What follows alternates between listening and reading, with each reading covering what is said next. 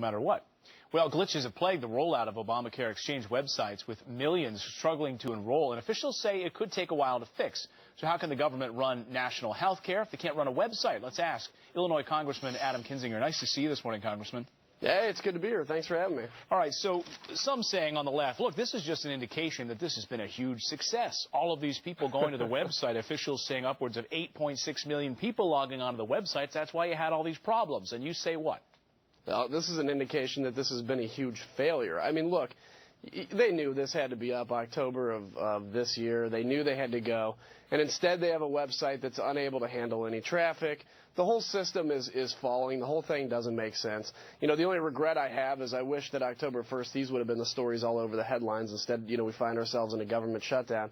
But look, we knew from the beginning this program is designed to fail, and I believe it was designed to ultimately lead to a single-payer system. The problem is, or actually maybe the good thing in the end run is, they didn't expect it to fail this quickly. And I think it's pretty obvious that this isn't ready for prime time. And that's where we said as House Republicans, look, let's just delay the rest of the bill a year, because obviously you delayed parts of it that weren't ready to go. Let's just delay the rest of it. And one of the big... But obviously they're going to do it. Yeah, and one of the big rubs, of course, without that delay, as it comes February, people are going to get fined if they're not able to sign up. Yeah. And a lot of people aren't able to sign up. They've been going to the website repeatedly. You hear stories out of Philadelphia, Illinois, all across this country. People go to the website. They keep telling them to come back, come back, come back.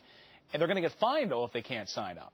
Yeah, this is the internet equivalent of having to go to the DMV, except every time you go to the DMV, the line's too long and you have to go back to work or do something else. Right. I mean, every time they're logging in, they realize, you know, you may even march 20 minutes into the thing and then all of a sudden you're dumped out of the website. And now they're trying to do this with the threat of the fact that you're going to get fined, and you're going to have to pay a fine for not being able to successfully do something that you can't do anyway. So that's where we have said, you know, look, why don't we just delay the fines? Why don't we delay the individual mandate, as you did for big business and the employer mandate? And then, you know, you can work to get this together or whatever. But it's unfair to put the American people in a position that they simply can't succeed and can't win. And that's what's happening. Whose fault is this, and who should be held accountable? Should someone be losing their job over this? If this was a private company, some say, this person would be out of a job. Would Kathleen Sebelius be fired if she was running a private company?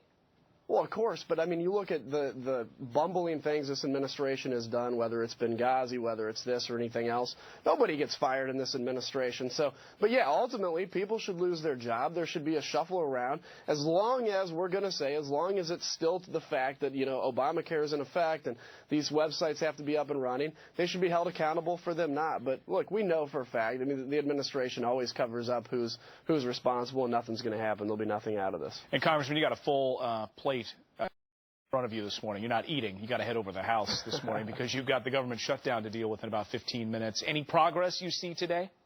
Well, look, over the last 24 to 48 hours, I've been feeling better. The president has finally at least given the impression that he wants to negotiate. He realizes that Republicans do have a legitimate seat at the table, I hope. I hope we come to an end to this. This isn't good for the American people. It's good for nobody. At the end of the day, I'd love to see the government reopen. I'd love to see some spending reforms, too. So I hope that within the next 24 hours, 48 hours, we'll see something happen. Congressman Adam Kinzinger, nice to see you this morning. Thanks for getting up early before you head over to the Hill with us. We appreciate it. Oh, sure. Great to be here. Thank you.